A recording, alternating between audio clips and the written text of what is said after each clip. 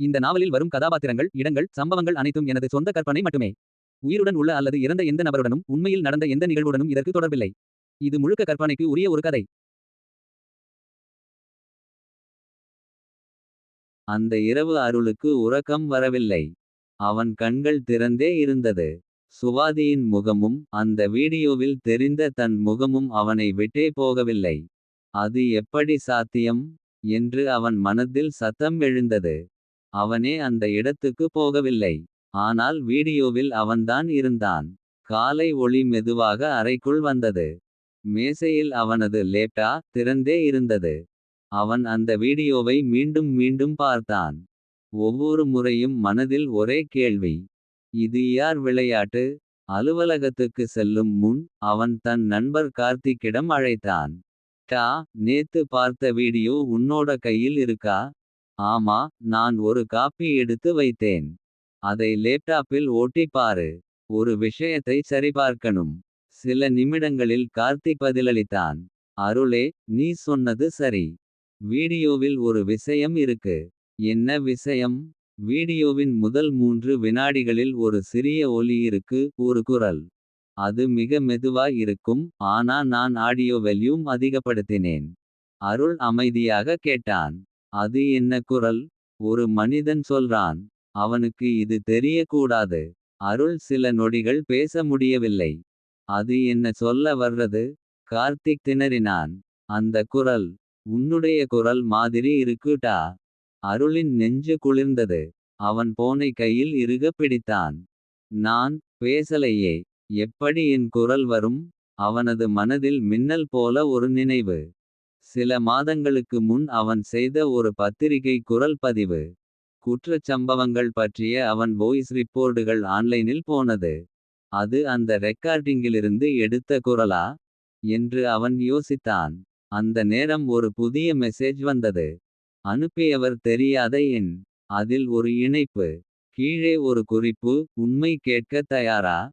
அருள் மெதுவாக அந்த இணைப்பை திறந்தான். அதில் ஒரு ஆடியோ பிளேயர் திறந்தது. அவன் காதில் ஹெட்போன் போட்டான். அந்த குரல் தொடங்கியது. அருளே, நீ உண்மையை தேடுறே. ஆனா உண்மை நீயே தான். அவனது மூச்சு நின்றது. அந்த குரல் தெளிவாக அவனுடைய குரல்தான். அருள் அந்த ஆடியோவை பல முறை கேட்டான். ஒவ்வொரு முறையும் அந்த குரல் இன்னும் தெளிவாக அவனது உள்ளுக்குள் ஊறியது.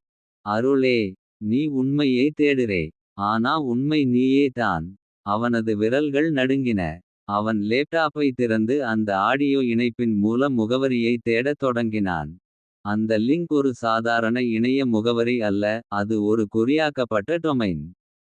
அவனுக்கு இணைய பாதுகாப்பில் சிறிதளவு அனுபவம் இருந்தது. அவன் ஒரு ட்ரேஸ் ரன் செய்தான். திரையில் மெதுவாக சில எழுத்துக்கள் தோன்றின. Source Chennai central data hub. அவனது கண்கள் பெரிதானது. அந்த முகவரி அரசு தரவுத்தளத்தின் உள் இணைப்பாக இருந்தது. எப்படி இந்த லிங்க் அங்கிருந்து வந்தது. அந்த நேரத்தில் கார்த்திக் அழைத்தான். அருளே, அந்த ஆடியோ லிங்க் பற்றி கேட்டேன். அதை யாரோ கடுமையாக பாதுகாத்திருக்காங்க. ஐபி ட்ராக் பண்ண முடியல. அருள் மெதுவாகச் சொன்னான். அது சாதாரணமான குரல் அல்லடா. அந்த ஒலியிலே ஒரு ரோபோ மாதிரி குளிர்ச்சி இருக்கு. ஆனா என் குரலோடு கலந்திருக்குது. கார்த்திக் யோசித்தான். நீ பேசுற மாதிரி ஒரு ஏஐ மாதிரி இருக்கா. அருள் நிமிடத்திற்கு நிமிடம் குழம்பிக் கொண்டிருந்தான். ஏஐ. யாராவது எனது பழைய குரல் ரெக்கார்டிங்ஸை பயன்படுத்தி ஒரு குரல் உருவாக்கினாங்கனா.